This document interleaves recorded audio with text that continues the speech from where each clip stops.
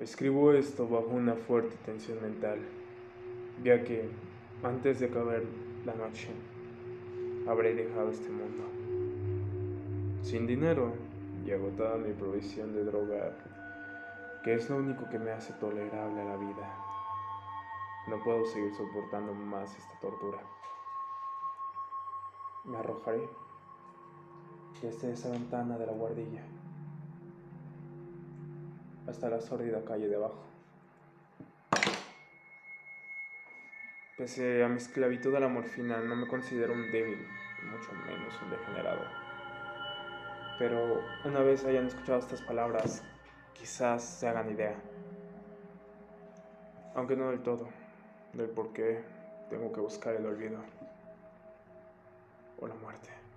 Fue en una de las zonas más abiertas y menos frecuentadas del anchuroso Pacífico. El paquebote en el que iba yo de sobrecargo fue apresado por un corsario alemán.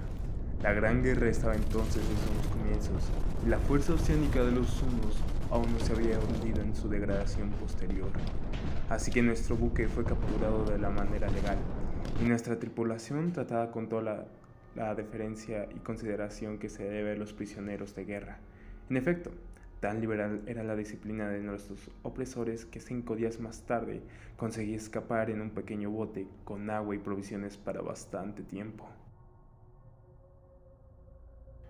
Cuando por fin me encontré libre y a la deriva, tenía muy poca idea de en dónde me hallaba.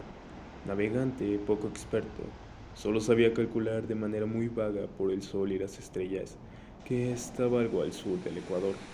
No sabía en absoluto en qué longitud, y no se divisaba ni isla ni costa alguna. El tiempo se mantenía bueno, y durante incontables días navegué sin rumbo bajo un sol abrasador, con la esperanza de que pasara algún barco o de que las olas me arrojaran a algún sitio o región habitable. Pero no aparecían ni barcos ni tierra, y empecé a desesperar en mi soledad, en medio de aquella ondulante e interrumpida inmensidad azul. El cambio ocurrió mientras dormía. Nunca llegaré a conocer los pormenores, porque mi sueño, aunque poblado de pesadillas, no tuvo interrupciones.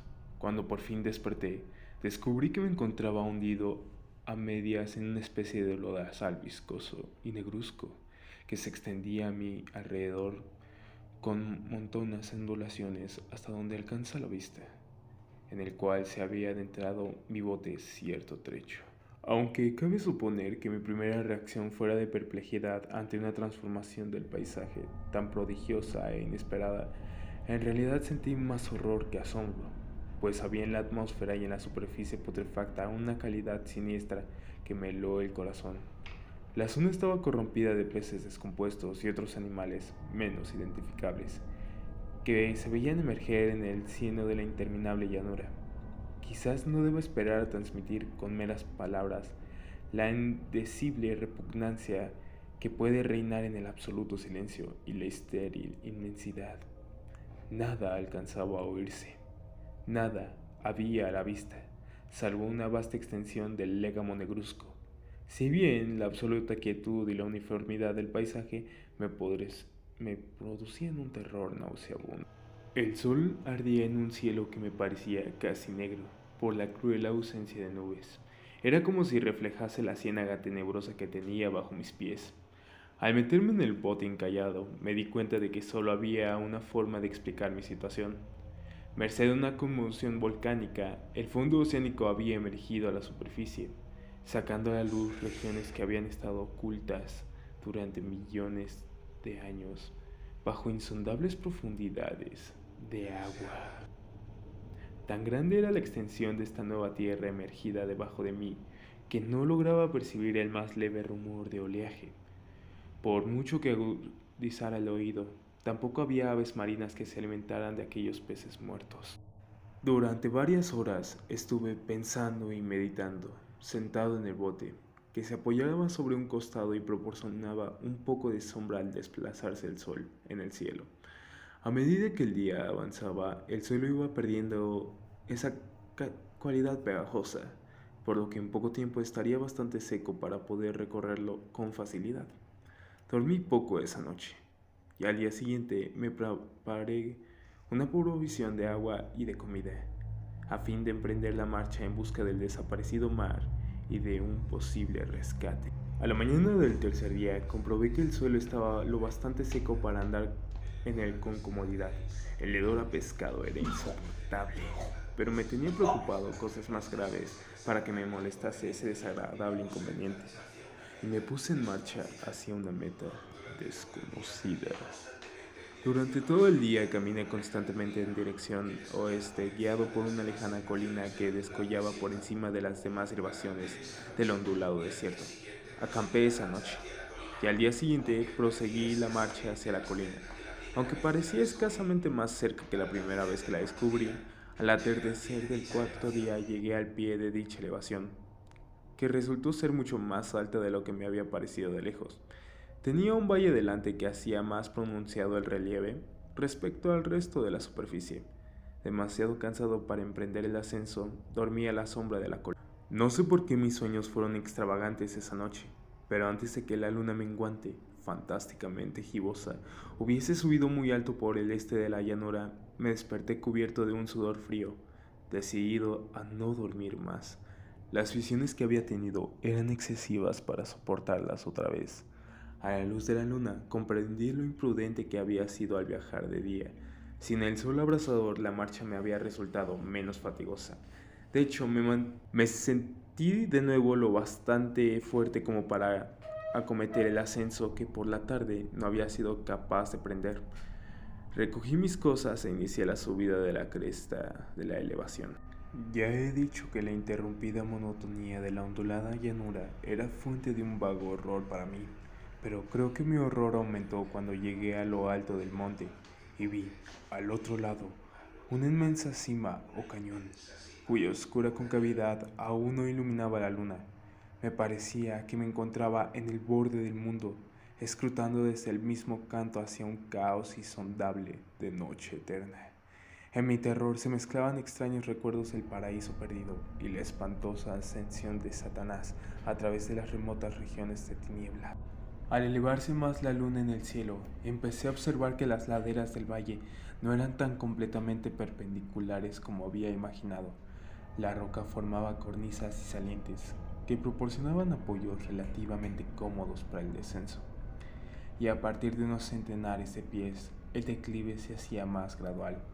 Movido por un impulso que no me es posible analizar con precisión, bajé trabajosamente por las rocas hasta el declive más suave, sin dejar de mirar hacia las profundidades estigias donde aún no había penetrado la luz. De repente me llamó la atención un objeto singular que había del lado opuesto de la llanura, el cual se erigía enhiesto como un centenar de yardas de donde estaba yo, objeto que brilló con un resplandor blanquecino al recibir de pronto los primeros rayos de la luna ascendente. No tardé en comprobar que era tan solo una piedra gigantesca, pero tuve la clara impresión de que su posición y su contorno no eran enteramente obras de la naturaleza.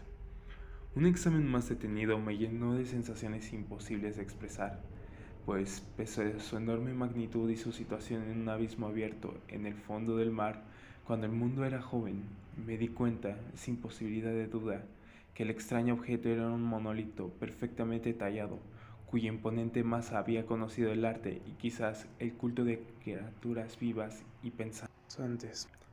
Confuso y asustado, aunque no sin cierta emoción de científico o de arqueólogo, examiné a mis alrededores con atención. La luna, ahora casi en su cenit, asomaba espectral y vívida por encima de los gigantescos peldaños que rodeaban el abismo, y reveló un ancho curso de agua que discurría por el fondo formando meandros, perdiéndose en ambas direcciones y casi lamiéndome los pies donde me había detenido. Al otro lado del abismo, las pequeñas olas bañaban la base del ciclópeo monolito, en cuya superficie podía distinguir ahora inscripciones y toscos relieves. La escritura pertenecía a un sistema de jeroglíficos desconocidos para mí, distintos de cuantos yo había visto en los libros, y consistente en su mayor parte en símbolos acuáticos esquematizados tales como peces, anguilas, pulpos, crustáceos, moluscos, ballenas y demás. Algunos de los caracteres representaban evidentemente seres marinos desconocidos para el mundo moderno, pero cuyos cuerpos en descomposición había visto yo en la llanura sumergida del océano. Sin embargo, fueron los relieves los que más me fascinaron, claramente visibles al otro lado del curso de agua. A causa de sus enormes proporciones, había una serie de bajos relieves cuyos temas habrían despertado la envidia de un doré. Creo que estos seres pertenecían o representaban hombres, al menos cierta clase de hombres, aunque parecían retornar como peces en las aguas de alguna gruta marina o rindiendo homenaje a algún monumento monolítico bajo el agua. No me atrevo a descubrir con detalle sus rostros y sus cuerpos, pero en un momento decidí que se trataba de dioses imaginarios de alguna tribu pescadora o marinera, de una tribu cuyos últimos descendientes debieron de perecer antes de que naciera el primer antepasado del hombre de Piltdown o de Neandertal. Aterrado ante esta visión inesperada y fugaz de un pasado que rebasaba la concepción del más atrevido antropólogo, me quedé pensativo. Entonces, lo vi. Tras una leve agitación que delataba su ascensión a la superficie, la entidad surgió a la vista sobre las aguas oscuras, inmenso, repugnante. Aquella especie de Polifemo saltó hacia el monolito como un monstruo formidable y pesadillesco, y lo rodeó con sus brazos enormes y escamosos, al tiempo que inclinaba la cabeza y prefería ciertos gritos acompasados.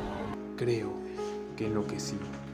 No recuerdo muy bien los detalles de mi frenética subida por la ladera y el acantilado, ni de mi delirante regreso al bote varado.